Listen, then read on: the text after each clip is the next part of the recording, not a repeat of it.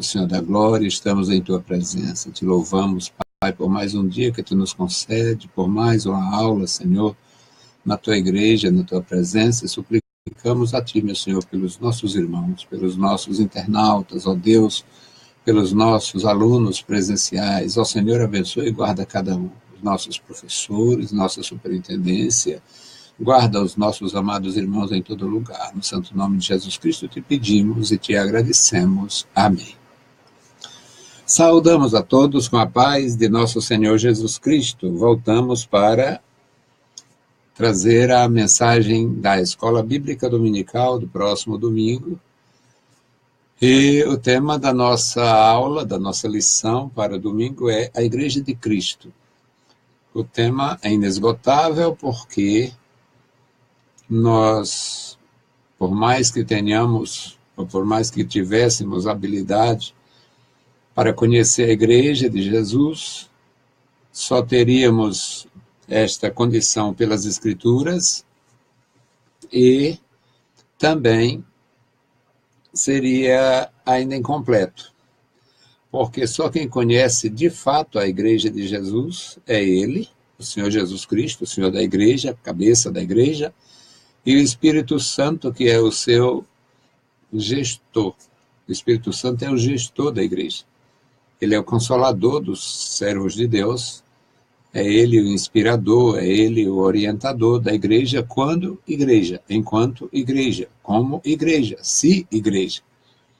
E a nossa lição, a 8ª lição, você que usa a literatura da CPAD, a lição muito bem feita, um comentário muito bom, está tudo realmente muito bom.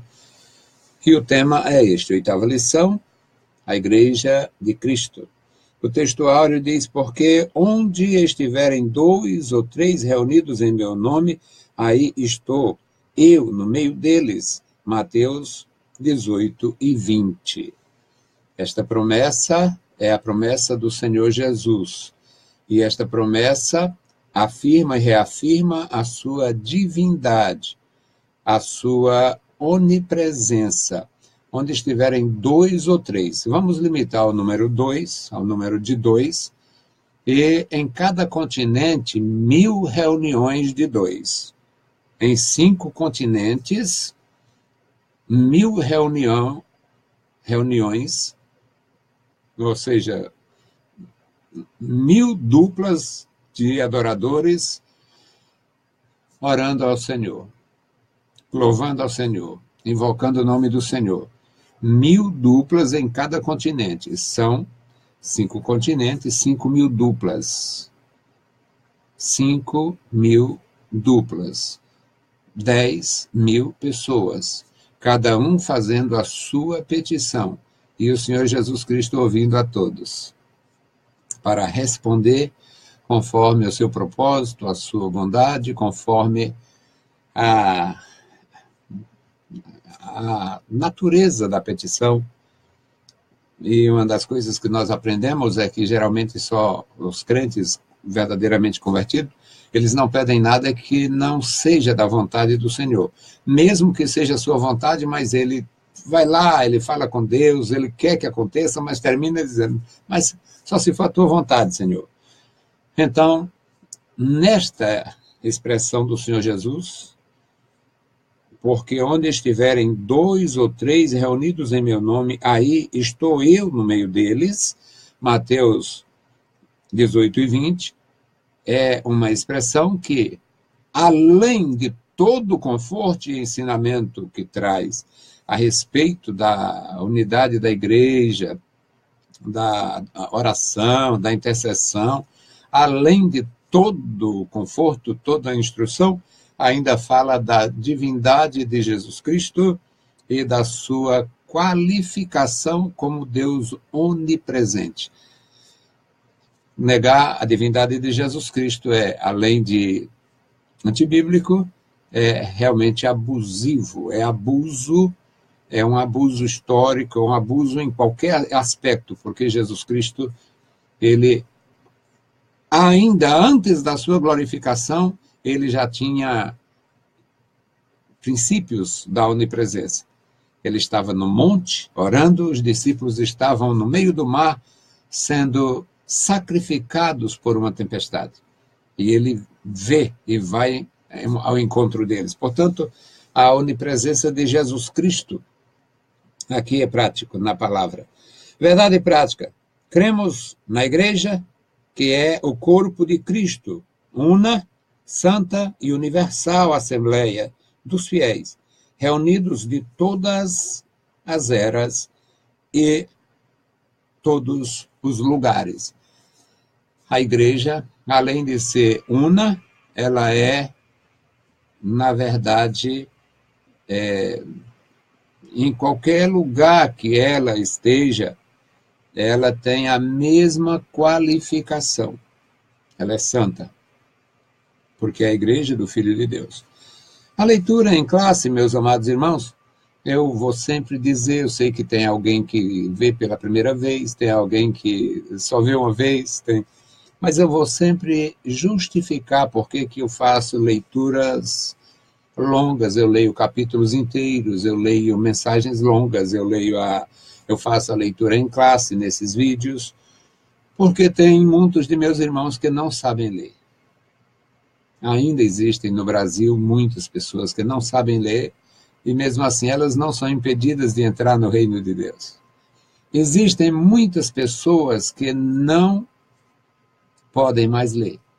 Tem problemas com a visão, alguns já perderam a visão, elas não podem ler. Então eu me proponho a ler para os meus irmãos que não sabem ou que não podem. E a leitura é esta, 1 aos Coríntios 12, 12 a 20 e os versículos 25 a 27 no mesmo capítulo. Louvado seja nosso Senhor para sempre. Porque, assim como o corpo é um e tem muitos membros, e todos os membros, sendo muitos, são um só corpo, assim é Cristo também. Pois todos nós fomos batizados em um Espírito, formando um corpo, quer judeu, quer gregos, quer servos, quer livres, e todos temos bebido de um Espírito, porque também o corpo não é um só membro, mas muitos. Se o pé disser, por que não sou mão? Não sou do corpo. Não será por isso do corpo? Se a orelha disser, por que não sou olho? Não sou do corpo. Não será por isso do corpo? Se todo o corpo fosse o olho, onde estaria o ouvido? Se todo fosse ouvido, onde estaria o olfato? Mas agora Deus colocou os membros do corpo, cada um deles como quis. E se todos fossem um só membro, onde estaria o corpo? Agora, pois, há muitos membros, mas um corpo, para que não haja divisão no corpo. Mas, antes, tenha os membros igual cuidado uns dos outros, de maneira que se um membro padece, todos os membros padecem com ele, e se um membro é honrado, todos os membros se regozijam com ele. Ora, vós sois o corpo de Cristo e seus membros em particular. A grandeza deste ensinamento nem sempre é prático para nossa compreensão. Alguns têm muito boa compreensão, alguns têm uma compreensão menor, alguns têm muito boa formação, aí apelam para a sua formação. Nós vamos ver um exemplo aqui de traduções, de versões que o sujeito apela para a linguística, a perfeição gramatical, mas, em compensação, tira a importância espiritual do texto. As versões modernas, impecáveis linguisticamente, são reprováveis em muitos aspectos.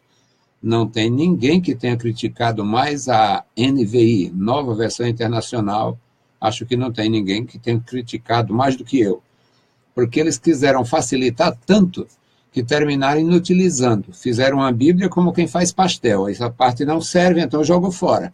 eu quero deixar compreensível. Aí pega uma expressão longa, aparentemente desconexa, e dá uma arrumada linguística, uma arrumada dentro da sua classe gramatical, deixa impecável, mas não foi aquilo que o profeta falou. Não foi aquilo que o Espírito revelou. Portanto, nós não podemos desprezar o conhecimento e muito menos desprezar a inspiração. A introdução nos diz: a descida do Espírito Santo no dia de Pentecostes marcou o início da jornada da igreja e vemos o seu final glorioso no epílogo da história humana. No final, no epílogo da história humana. Em Apocalipse, todos nós fazemos parte dessa história. O presente estudo pretende descrever a igreja como o corpo de Cristo, o que isso significa e quais são os elementos que identificam uma igreja. Aqui na conclusão da introdução, nós podemos ver duas coisas. A igreja de Cristo e uma igreja local. A igreja de Cristo, ela tem a sua identificação profunda doutrinariamente pelas Escrituras, e uma igreja local tem a sua identificação profunda mediante a prática daquilo que é doutrina. Então, é uma benção aprender. Eu estou na fase do aprendizado, muito embora me proponha ensinar, e eu sei que tem muita gente mais atrasada, portanto, a gente pode ser útil. O primeiro ponto, meus amados irmãos, nós temos aqui a comunidade dos fiéis. A comunidade dos fiéis é a igreja. A comunidade hoje, no aspecto social, é aquela favela imunda onde ninguém entrava outrora, ou, às vezes, para entrar hoje ainda precisa fechar, tampar o nariz, e eles não chamam mais favela porque é ofensivo, aí chama comunidade. Tem organizações espirituais que eles chamam de comunidade que não passa de uma favela espiritual. Sujeira, imundícia, imoralidade, pecado, maldade, corrupção, em todos os aspectos, é uma favela espiritual. É uma desgraça. Então, comunidade também pode ter sentidos diferentes. No aspecto social, é a maquiação, é a maquiagem que se dá uma favela impenetrável, ninguém entra, ou às vezes entra e não sai. E no aspecto eclesiástico dos dias atuais, comunidade é qualquer organização onde o sujeito fala em Deus. Fala em Deus e é uma comunidade da graça, comunidade da paz, comunidade da boa, comunidade da... Não tem a da má, não. Aliás, ontem um amigo me fez rir, porque ele disse que lá no estabelecimento dele eles estão recebendo a Boa Cumba. E eu disse, o que é a Boa Cumba? Ele disse, são organizações que não fazem mal. Eles não podem ser chamados de macumba, porque não invoca caboclo, não acende vela, não faz despacho, e fala muito em Deus, mas também não é uma igreja, está longe. Então, a Boa Cumba. E aqui, meus queridos, nós sabemos que é necessário identificar a igreja do Senhor Jesus e conhecê-la realmente, é saber se nós estamos, de fato, fazendo parte dela. A comunidade dos fiéis. Etimologia. O termo grego para a igreja é eclesia. Eclesia. Nós geralmente ouvimos dizer eclesia, ou eclésia, porque a regra que nós temos em português querem aplicar em grego, mas não dá. É eclesia. E literalmente chamados para fora, ou chamado para fora. Por que também é chamado para fora? Ele não explica aqui na lição, mas eu posso ajudar. As cidades na antiguidade quase todas tinham ou muralhas ou grandes empecilhos para ser acessadas, a não ser por onde as autoridades queriam. Ou seja, cria-se obstáculos em qualquer área, nos outros aspectos, nos outros lugares, e facilita-se o acesso à cidade mediante a estrada real, a estrada conhecida, ou seja, existe um acesso oficial para a cidade. Neste acesso oficial, digamos, como uma grande fazenda, que tem sua cerca e tem um acesso, e no acesso tem lá uma capatazia, tem lá uma guarita, tem alguma segurança. As cidades antigas eram assim, elas eram muradas ou não, mas o acesso oficial deveria ser aquele da estrada real, da estrada conhecida, lá da beira do rio ou da praia.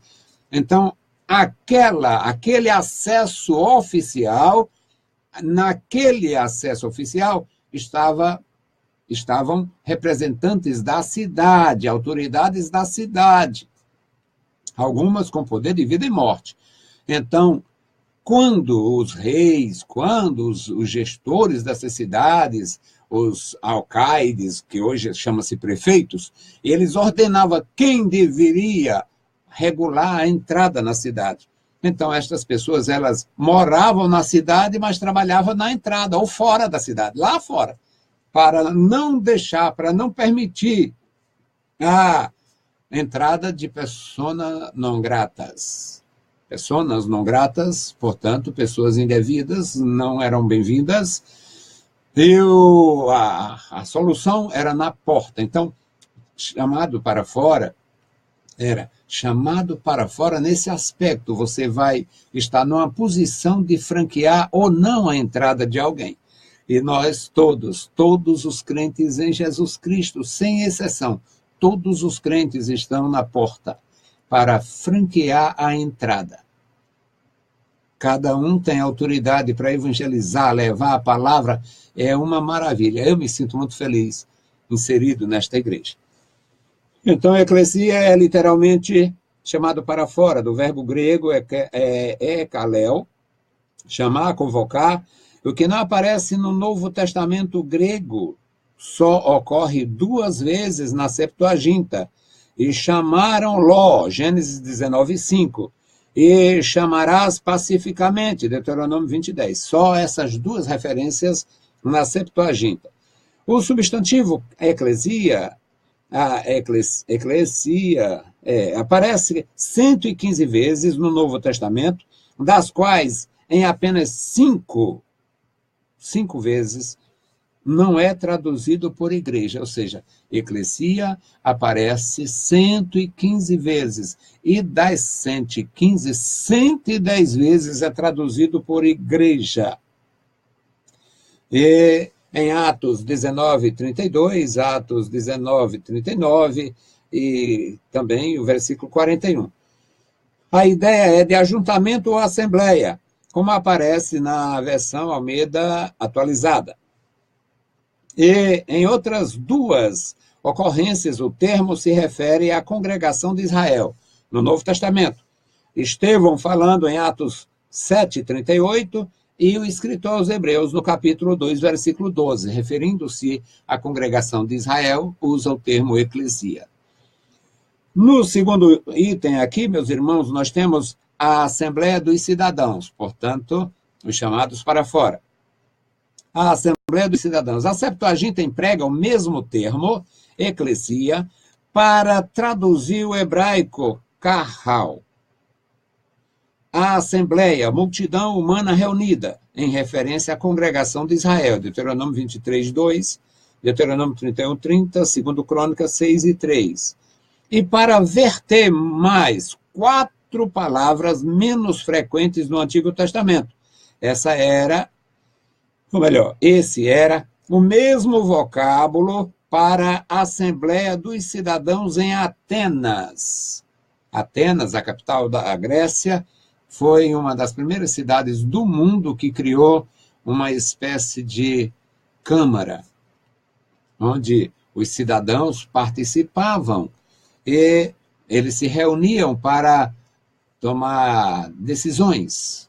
Eles se reuniam ali para resolver problemas, para dirimir dúvidas dentro da sua, digamos, alçada, da sua autoridade.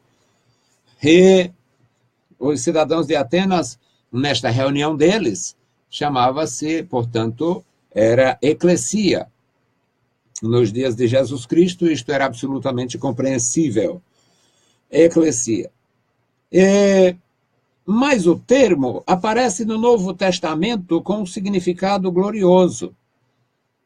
Lá na Grécia, lá em Atenas, esta assembleia representava apenas uma assembleia do povo para tomar decisões favoráveis à cidade, para tomar decisões necessárias à ordem, à manutenção da ordem, para tomar decisões em relação à prática, à aplicação da lei, portanto, o justiçamento, justiçar alguém, executar, se fosse o caso.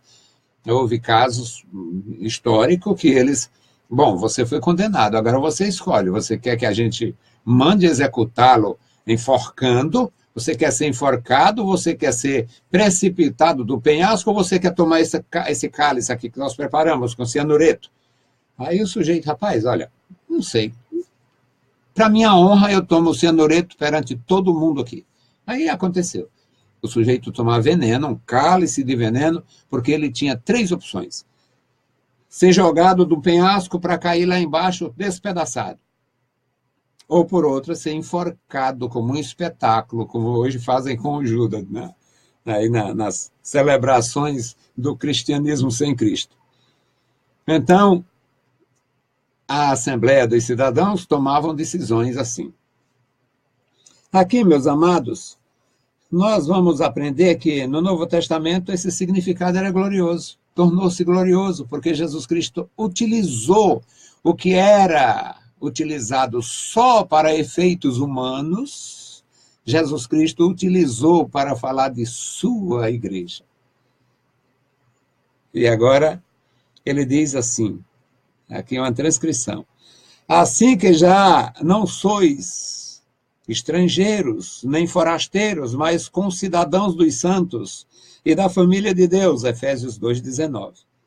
E também, transcrição, universal assembleia e igreja dos primogênitos, Hebreus 12:23.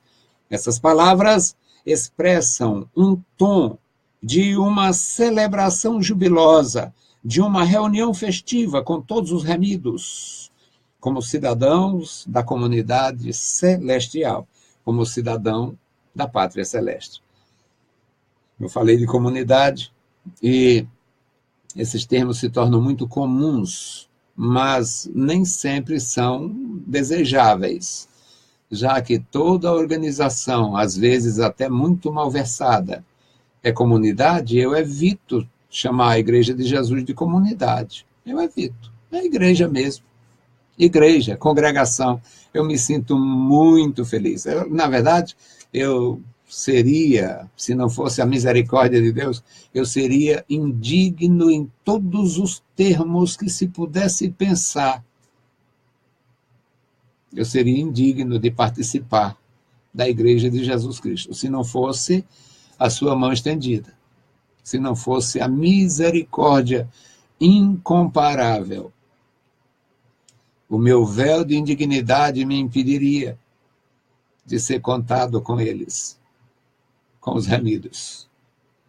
O terceiro item deste primeiro tópico, meus amados, é o significado da expressão Igreja, Santa Igreja Católica.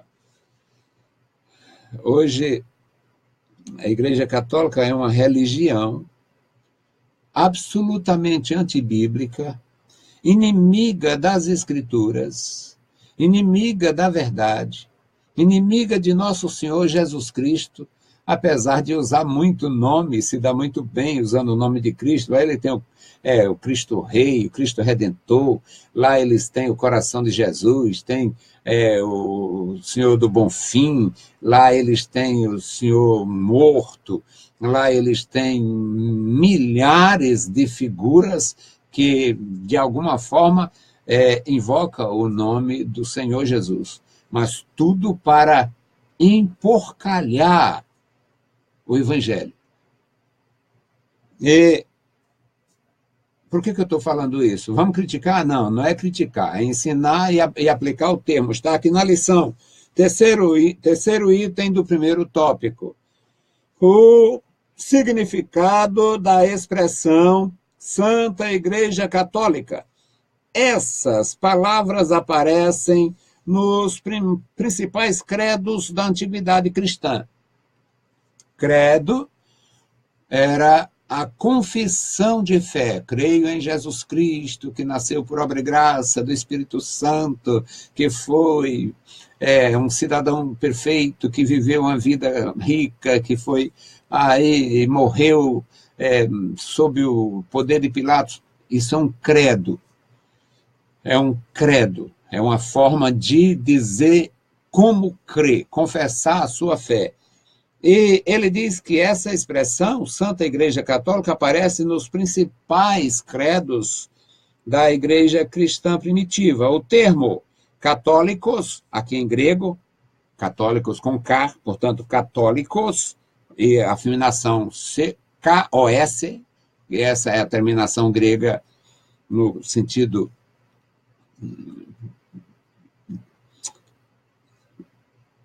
e tem horas que português é ruim, grego é pior. Então, mas essa é a terminação grega comum para esse termo.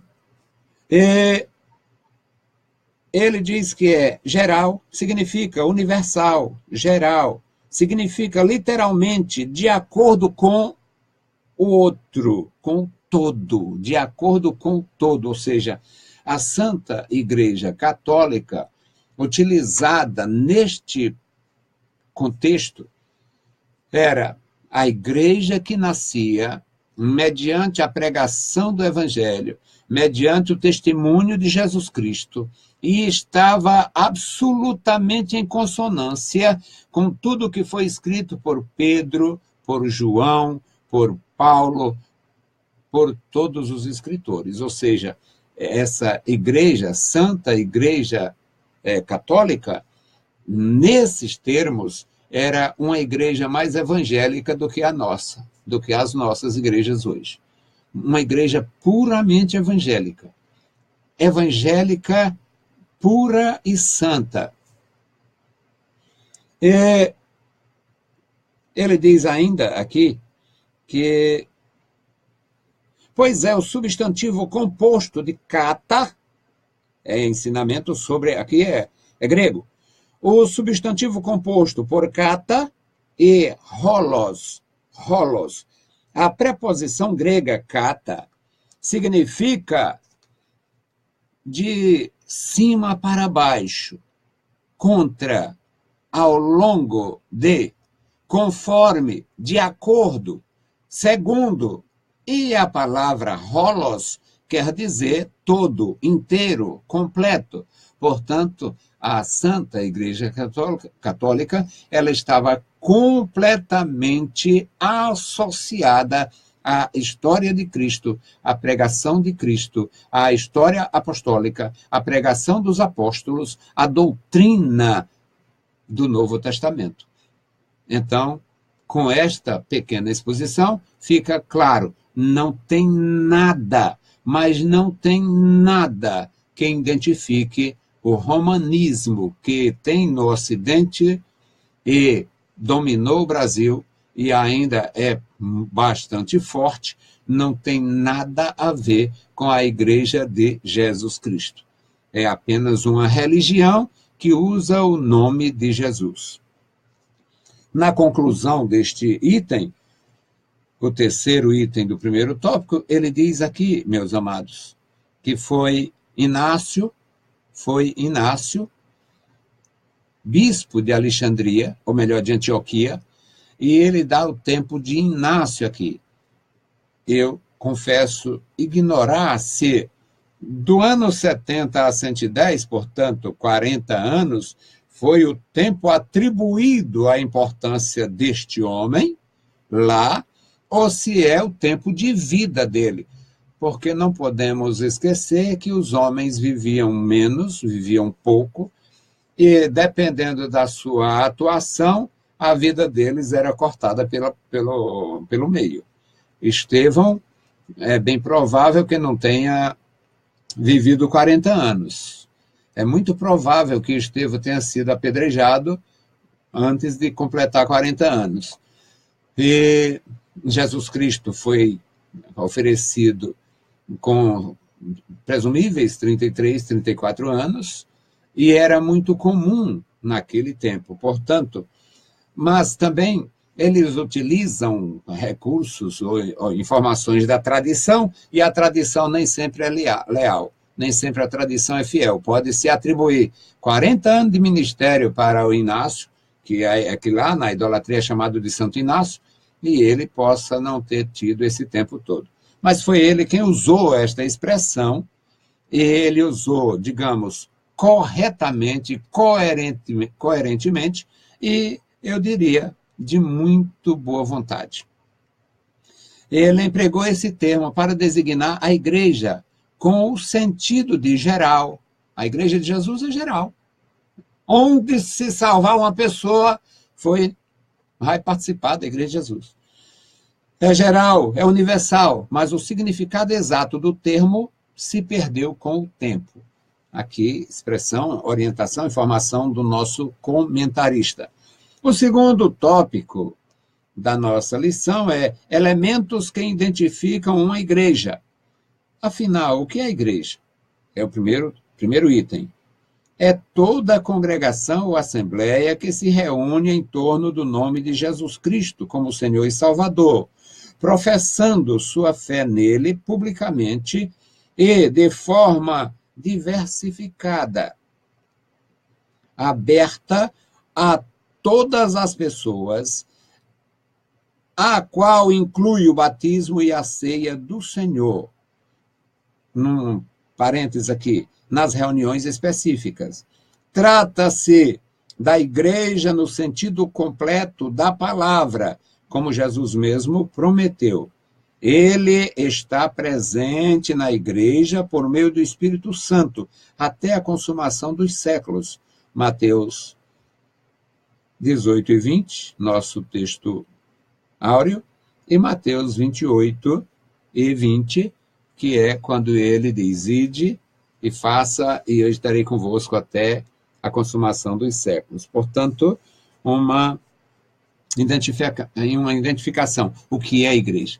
Igreja é uma organização que gira em torno de Cristo, do nome de Cristo, da autoridade de Cristo, da palavra de Cristo, da esperança em Cristo, da salvação em Cristo, do batismo em Cristo e da ceia, que significa comunhão com o sacrifício de nosso Senhor Jesus Cristo. Então, é uma perfeição, essa exposição extraordinária do nosso autor. O segundo item aqui, meus amados, ele vai falar sobre as ordenanças. As ordenanças. Quais são as ordenanças da Igreja de Jesus? Na Igreja dos Homens, eles criaram 7 sacramentos. E tem até o sacramento negativo, que é um sacramento que é bom para os outros, mas não presta para eles, que é o casamento. Mas, na Igreja de Jesus Cristo, só há 2 ordenanças, ou sacramentos, que é a Santa Ceia e o batismo, ou o batismo e a Santa Ceia. Falar em Santa Ceia, eu escuto crítica, mas Santa Ceia, por que Santa Ceia é um quadro na parede da casa de alguém? Bom, também chamaram aquilo ali de Santa Ceia. Mas a ceia que o Senhor Jesus Cristo fez com os seus discípulos, ela era absolutamente santa. E ele ordenou que fosse feito. E os símbolos utilizados naquela ceia, pão e vinho, representa o corpo de nosso Senhor Jesus Cristo como o Cordeiro de Deus oferecido por nós. Portanto, nenhuma reserva em relação a utilizar o título Santa Ceia. Eu uso naturalmente, normalmente, perfeitamente, Santa Ceia. É uma ceia onde nós sabemos que estamos obedecendo a palavra e o Senhor se faz presente no simbolismo e espiritualmente. As ordenanças são duas ordenanças da igreja dadas por ordem específica do Senhor Jesus. A primeira é o batismo em águas. Portanto, ide, ensinai todas as nações, batizando-as em nome do Pai, do Filho e do Espírito Santo. Mateus 28 e 19. A segunda é a ceia do Senhor. Fazer isso em memória de mim. Lucas 22, 19. O batismo em águas é o rito que simboliza a nossa união com Cristo. É a nossa a nossa confissão pública de fé em Jesus. Romanos 6 e 4. Como se nasce apenas uma vez, da mesma forma o batismo acontece só uma vez. Uma só vez. Deve ser uma só vez. Hoje, com essa facilidade de fazer bobagem que muita gente tem, quem tem dinheiro vai para Israel. Vai fazer turismo em Israel, comer frutas da Terra Santa, e alguns aproveitam para tomar um banho imbecil lá no Rio Jordão, se batizando. Crentes velhos da minha igreja, Assembleia dos Deuses também. Crente que vai morrer de velho sem aprender a ser gente. Vai do Brasil, gastando um monte de dinheiro, foi batizado aqui, lá no Rio Cocó, lá não sei onde. Eu fui batizado num barreiro, água barrenta, não dava para ver nada, não dava para ver um palmo, se tivesse uma piaba ali, um tubarão, não dava para ver. Água barrenta, pouca água, afinal, eu fui batizado no mês de junho, e o resultado é que a água era um barreiro mesmo, era um pequeno barreiro. E o resultado é que mesmo o batismo sacrificado, feito num barreiro, hoje nós temos comunidades, aí cabe o termo, comunidade eclesial dentro de um presídio, lá numa casa, num reformatório, e os pastores lá também por uma coisa que eu questiono. Porque se eu fosse pastor, eu presidisse um trabalho daquele, com a graça e a autoridade que Deus me deu, eu iria lá e batizava todos por aspersão, sem a menor dificuldade. Batizava todos os convertidos por aspersão, lendo o texto, explicando que batizar é mergulhar, mas pela impropriedade, pela singularidade da situação, eu botava água na cabeça deles e batizava por aspersão em nome do Pai, do Filho e do Espírito Santo, e não tinha homem nem demônio que viesse fazer qualquer dificuldade em relação à validade desse batismo. Agora, eu tenho condições de batizar por imersão, cumprindo a palavra no aspecto de ser assim que era feito, e cumprindo linguisticamente, porque é isso que significa mergulhar, aí eu não fazer significaria também desobediência. Mas o batismo é uma só vez. E alguém com dinheiro vai para Jerusalém para se batizar. É só perca de tempo, falta de sabedoria e alguma coisa mais aí no contexto. Porque não precisa. Irmão, sinceridade, eu tenho até dúvida como é que esse crente volta. Um crente que foi batizado, como eu, aqui no Barreiro, no interior do Ceará. Aí tem dinheiro, vai para Jerusalém, aí se batizar, não, eu podia tomar um belo banho. Eu podia tomar um belo banho no Rio Jordão, ou um belo banho lá no Mar Morto, aquele banho que não vale nada porque o sujeito não afunda, não mergulha, mas não... É uma água... É mais um banho medicinal do que um banho. E eu poderia ir para o Mar Vermelho, que é uma instância maravilhosa lá, lindo, uma estrutura extraordinária, mas para ir me batizar, na verdade é falta de juízo, falta de graça, falta de uma série de coisas. Continuando, o terceiro item aqui do segundo tópico, meus amados irmãos, é a adoração. Adoração. Os crentes em Jesus se reúnem para a adoração pública e coletiva. Os dois principais verbos gregos para adorar no Novo Testamento são proskineo, que significa adorar, render homenagem, no sentido de prostrar-se, Apocalipse 19:10, e latreo, de onde vem latria, o latreo, que significa servir a Deus, Apocalipse 22:10. À luz da Bíblia, podemos definir a adoração como um serviço sagrado, culto ou reverência a Deus por suas obras, Salmo 92, 1 a 5. E por aquilo que ele é, por aquilo que Deus é, Salmo 100, versículos de 1 a 4. Celebrai com júbilo ao Senhor, porque pelo que ele é. Então isso é latria, isso é adoração, isso é prosquinel, isso é adoração. Se prostrar para servir como adorador, como aquele que rende homenagem, louvor, reverência ao Senhor. E isto é muito importante, eu acho maravilhoso. E também tem pouquíssimos que tenham combatido tanto quanto eu em relação a isto. Eu sou vítima da idolatria maldita que destruiu toda a minha família. Eu fui um terrível perdedor. Quando eu completei 23 anos, eu não tinha praticamente ninguém vivo na minha família. Meus avós, todos mortos, meu pai, minha mãe, todos mortos.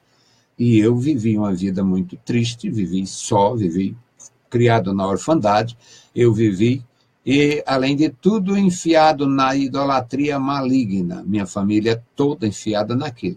2 padres na família da mãe, uma freira na família do pai, e muita maldição, só maldição. Eu deploro a idolatria, eu deploro a devoção a Satanás com nome de gente. A minha mãe, quando estava prestes a morrer, ela tinha tido um problema enorme comigo na minha fé, não me aceitou em casa, mas a doença a quebrou e ela já tinha confessado, Jesus inclusive, e ela me disse, meu filho, eu tenho uma dívida. Minha mãe, o que é? Eu devo uma promessa a São Francisco. Minha mãe, ele não existe não, pode ficar em paz. Fique em paz, se o senhor quiser curar a senhora, ele cura, se o senhor quiser levar a senhora, ele leva, mas fique em paz, este indivíduo não existe, isso é fraude, esse é um nome falso. Até o nome é falso. E interessante é que na época eu não sabia que o nome do diabo, o nome do imbecil, não era Francisco. Não existiu realmente o Francisco. Existia um sujeito que mudou de nome para poder não ser cobrado. Não ser cobrado não era dívida de dinheiro, não. Não ser cobrado de família, para se evadir da família. Mas o nome dele era Joanes Bernardoni. Não tem nada a ver com Francisco. É porque a fraude, ela tem pernas longas. Diz que a mentira tem pernas curtas, mas a fraude tem pernas longas, ela anda muito, sai da Itália e vem para o Canindé. E a minha mãe morreu daquela enfermidade, era câncer, e ela morreu daquela enfermidade, mas ela morreu orando a Deus, ela morreu, acho que ela se livrou daquela dívida maldita. Eu penso que eu tinha muita credibilidade com a minha família, apesar de todos os problemas, mas eu tinha credibilidade com a minha família. O meu testemunho de vida, meu testemunho de fé me ajudou muito até hoje. Então, meus amados irmãos, concluindo aqui esse item de adoração, os principais elementos de um culto são oração, louvor, leitura bíblica, pregação ou testemunho, oferta e manifestação dos dons do Espírito Santo, 1 Coríntios 14, 26. A reunião que tem esses elementos, oração,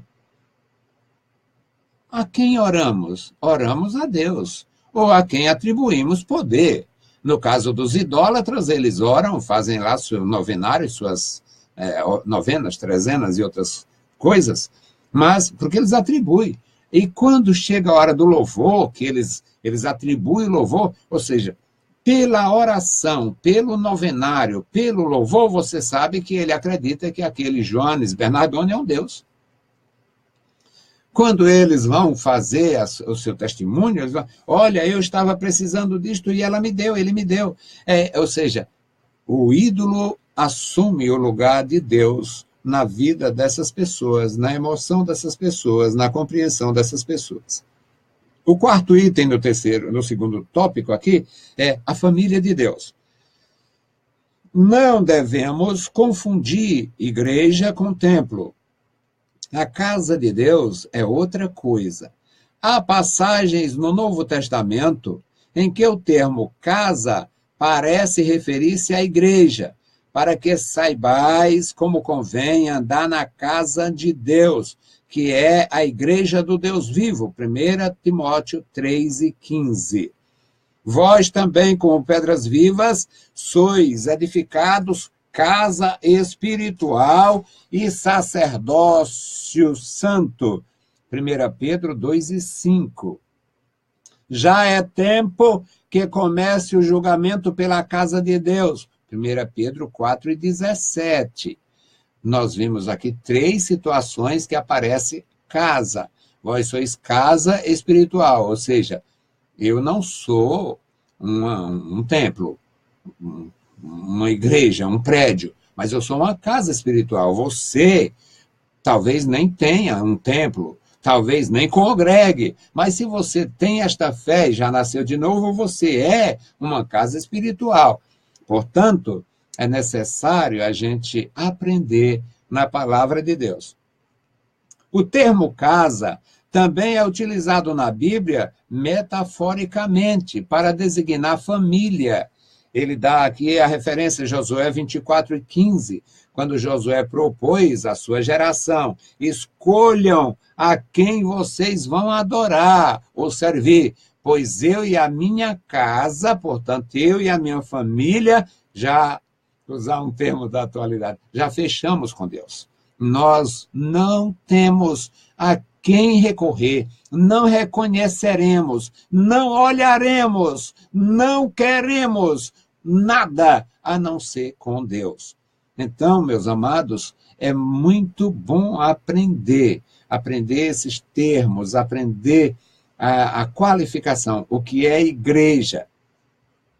Então, o que é uma casa, a igreja, a casa de oração, pode ser chamada de igreja, convencionou-se chamar de igreja, porque a igreja se reúne, mas ela é uma casa. Eu louvo a Deus pela casa que eu congrego, eu louvo a Deus pelo nosso templo sede, eu louvo a Deus pelo que vai acontecer, nós teremos um novo templo sede, eu oro para que isso aconteça sem impedimento, nossos pastores, nossos ministros têm trabalhado, e eu louvo a Deus pela vida deles, e nós necessitamos, a gente necessita, mas nem sempre a referência à igreja se refere ao lugar de culto.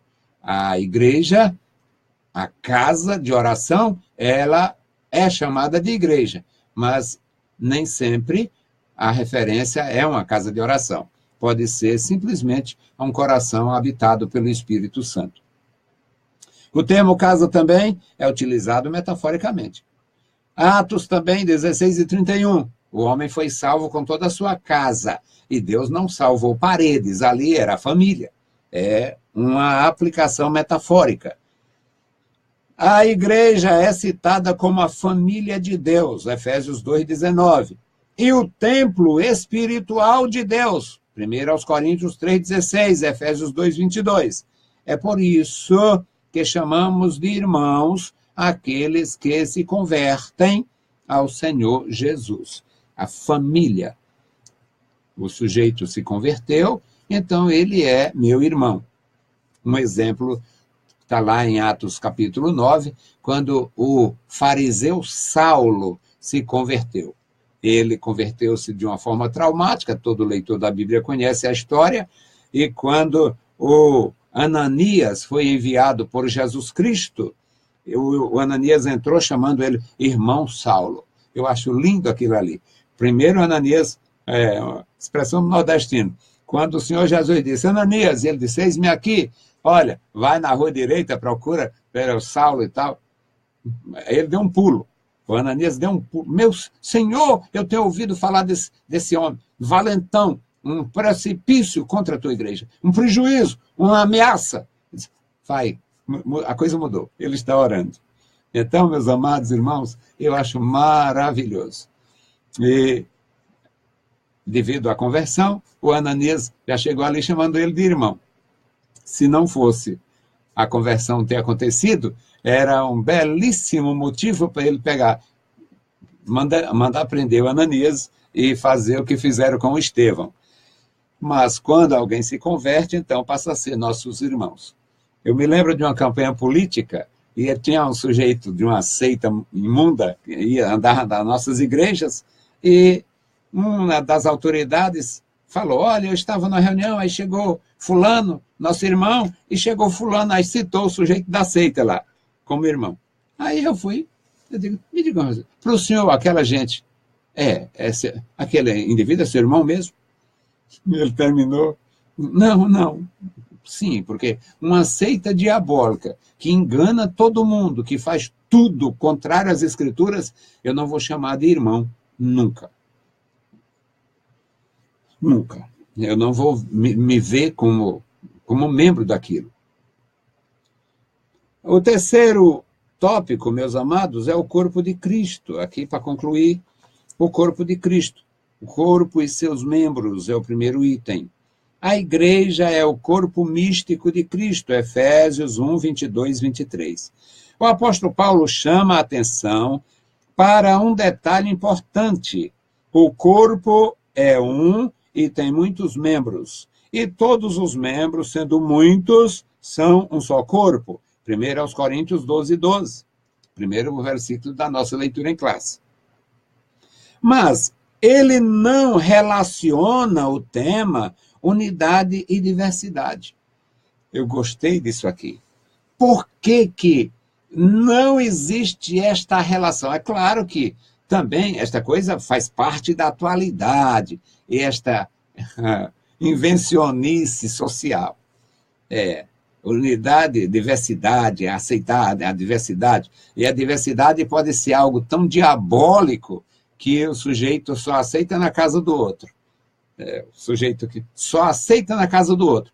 É muito fácil, é bem social, é bem natural aceitar o drogado, enquanto a droga não chega na tua casa. É muito prático eu ser paciente com o drogado, eu ser paciente com a meninazinha que ainda não tem 16 anos e já é prostituta noturna. É muito fácil aceitar isso na casa do outro, mas quando chegar a situação na minha casa, geralmente a visão muda. Essa história do gênero é bem legal, está dando suas paetadas aí de compreensão na vida do gay a lei. Mas quando o seu filho, que você queria que fosse o gestor da sua empresa, no dia que ele aparecer de bolsinha e rodando a baiana, você dá o pulo. Ou seja, a diversidade não entra na igreja. Diversidade entra no clube, entra na sociedade, entra em qualquer lugar. Mas diversidade, essa questão não entra no Evangelho, porque o Evangelho, ele faz uma obra igualitária, ou seja, o Senhor Jesus, pelo poder do Espírito Santo, ele pega o homem que viveu a vida de prostituição, a mulher que viveu a vida de prostituição, ele pega o marginal da pior espécie, assassino, pistoleiro profissional, e ele consagra essas pessoas, perdoa. Vão achar fácil esse tipo de ensinamento? Claro que não.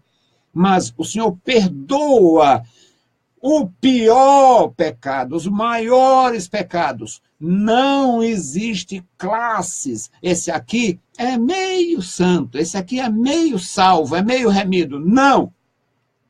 Então não tem, não é levado, não aparece aqui unidade e diversidade, porque no aspecto de salvação não tem diversidade, só tem igualdade. Do jeito que o apóstolo Paulo é salvo, do jeito que o apóstolo Pedro é salvo, o pior cafetão da vida, que um dia se converteu, recebe do mesmo jeito o prêmio da salvação. Não há diversidade, não tem diversidade neste reino santo do Senhor. Houve diversidade, mas não haverá mais. Então, meus queridos, aqui ele não relaciona o tema com unidade e diversidade do corpo, de seus membros como igreja. O que era de se esperar, mas diz, de se esperar pensando no sentido social, mas diz o seguinte: Assim é Cristo também, longe de confundir Cristo com a igreja. Cristo, ele faz uma transformação tão profunda que não fica lugar para a diferença. O escravo, descendente de escravo, o indivíduo que foi matador de aluguel, ou sei lá, a sociedade engole em seco. A sociedade, os idólatras engolem em seco, que ele prefere a devoção e a falsidade religiosa. Mas o evangelho é poder de Deus para a transformação de todo aquele que crê. O primeiro judeu, depois o grego. E não faz diferença se foi uma pessoa que sempre viveu um padrão aceitável de sociedade, é uma pessoa que sempre viveu fora da lei. A graça salvadora nivela, e isso eu louvo a Deus, eu glorifico a Deus. Não dá para confundir com a igreja, Cristo com a igreja, pois Jesus é transcendente, está acima de tudo. Primeiro é Colossenses 1, 16, 17. O que Paulo nos ensina é que pertencemos a Cristo e por ele somos membros do seu corpo. Então, Jesus não tem células inferiores no seu corpo. Jesus não tem membros inferiores no seu corpo. E o que dizer dos grandes líderes, os grandes administradores da igreja? Só tiveram o privilégio de trabalhar mais. Não são. O pastor presidente da minha igreja, ele não é mais importante no reino de Deus do que o zelador da minha igreja. Eu louvo a Deus por isso, irmãos. O meu presidente, ele só trabalha mais. Ele não é mais importante do que o zelador. Não. O nosso presidente, amo de verdade, mas ele não é mais importante no reino de Deus do que o varredor da igreja. Desde que o varredor da igreja seja tão crente quanto ele. Isso é maravilhoso, é um conforto grande para a minha alma. O segundo item, a morada de Deus. Quando Saulo de Tarso encontrou-se com Jesus no caminho de Damasco, ele ouviu a voz que lhe dizia: Saulo, Saulo, por que me persegues? Atos 9, 4. Saulo perseguiu os discípulos de Jesus, mas o Senhor se identificou com eles. Quando Jesus ensinava em Mateus capítulo 23, ele falando da consumação, ele disse, naquele dia, vem, entra no gozo do teu Senhor, servo fiel, porque tu foste fiel. Eu estava nu, me vestiste, estava preso, me visitaste, e os remidos vão dizer, Senhor, quando foi que nós te vimos assim, te visitamos? É quando você fez por um pequenino. Quem faz a um dos pequeninos, a mim me faz. Ou seja, isto é esta grandeza de identificação do Senhor Jesus Cristo com a sua igreja e os membros em particular. Ainda no segundo item aqui, meus amados, ele falando de Jesus. Sendo o Senhor mesmo, ele é o cabeça da igreja, Efésios 1, 22, 23, Colossenses 1, 18. Seus membros são o templo de Deus, a habitação do Espírito Santo, 1 Coríntios 3, 16. Em outras palavras, a morada de Deus em espírito, Efésios 2, 22. O tabernáculo e o templo de Jerusalém representavam a presença de Deus, Êxodo 40, versículo 34, 2 Crônica, capítulo 7, versículos 2 e 16. O salmista diz, Senhor, eu tenho amado a habitação da tua casa. Olha a linguagem, como é que separa isso? Como é que uma casa, como é a habitação da casa? Eu tenho amado a habitação da tua casa e o lugar onde permanece a tua glória. Salmo 26 e 8. Não existe mais templo em Jerusalém, mas Deus habita no cristão individualmente. João 14, 23, 1 Coríntios 6 e 19. Portanto, a igreja de Jesus é uma comunidade de salvos que foram alcançados, eles foram inseridos neste reino glorioso, foram introduzidos através da fé no Filho de Deus. O terceiro e último item aqui, para fechar nosso tema de hoje, é os membros do corpo. A tradução por um só Espírito, 1 Coríntios 12, 13, como aparece em Almeida, século 21, e expressões correlatas na nova tradução da linguagem de hoje, na NVI, que tem uma nota, ou com, ou ainda por, não significa o mesmo que em um só Espírito. As duas versões são gramaticalmente perfeitas ou legítimas. As duas versões são gramaticalmente perfeitas. Está perfeito. Pensando em gramática, está perfeito. Agora, pensando na revelação do Espírito, deixa a desejar. Eu diria, tira a graça. Não tem como fazer. Não tem como querer corrigir Deus. Deus fala da forma que lhe convém. Está perfeito na linguagem, está perfeito. Mas ser batizado por um só Espírito quer dizer que é o Espírito quem batiza. Isso indica a iniciação dos crentes no corpo de Cristo. Eu não gostei desse termo iniciação, porque a iniciação nas religiões de mistério é quando o sujeito é introduzido. E geralmente tem um padrinho, tem um apadrinhamento, tem um devedor lá, tem um credor de seus bens, de sua história lá. Então, eu não gostei dessa colocação, iniciação. Mas, digamos, é o nosso início. Quando nós somos introduzidos no corpo de Cristo através da fé, pela nossa conversão e pelo batismo como testemunho público, nós somos introduzidos no corpo de Cristo, na igreja como corpo de Cristo.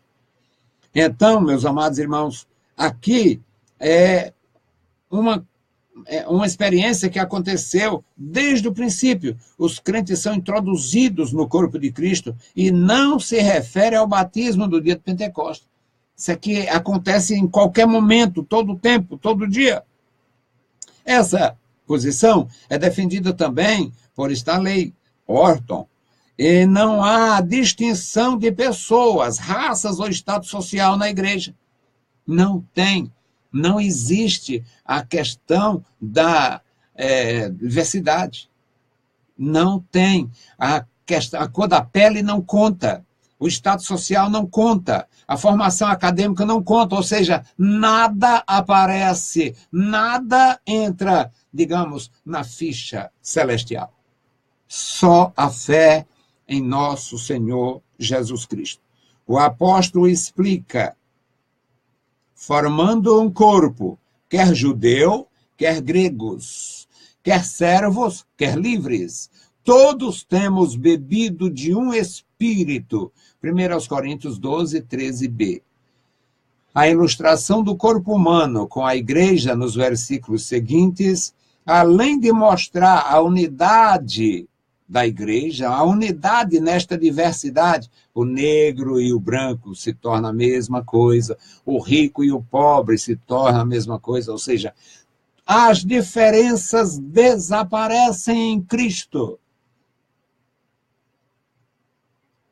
Tudo aqui desaparece. Então, desaparece todas essas diferenças.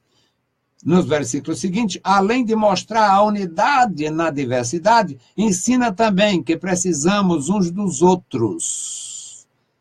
Precisamos uns dos outros.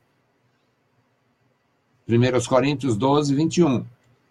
E que, igualmente, diferimos entre si. Nós temos diferenças. Diferenças não dá para nivelar socialmente quem foi diferente a vida inteira. Mas espiritualmente não dá para separar. Não dá para dividir. Não nivela, mas não separa. Aí a graça recebida faz a gente tolerar. O mais sábio tolera o menos sábio, o mais prudente tolera o menos prudente, e Deus é glorificado. Aqui, meus amados, não dá para separar. E que precisamos cuidar uns dos outros. 1 Coríntios 12, 25. Ele conclui simplesmente: isso é igreja. É lindo, é maravilhoso. Igreja é isto. Quantos ricos ao lado dos pobres. Eu acho que se eu fosse rico e vivesse ao lado de pessoas muito sacrificadas, eu deveria sofrer muito, pela natureza que eu tenho. Mas eu sei ser pobre na igreja do Senhor Jesus. Eu evito ocupar. Eu evito quanto eu puder. Eu quero agir assim até a morte. O quanto eu puder, eu vou evitar ocupar, reclamar nunca. Deus me guarde de murmurar, eu vivo no céu, ainda em vida. Deus me livre de murmurar. Vivo muito bem. Com Deus, com minha família, com minha igreja, os meus diferentes nos meus braços.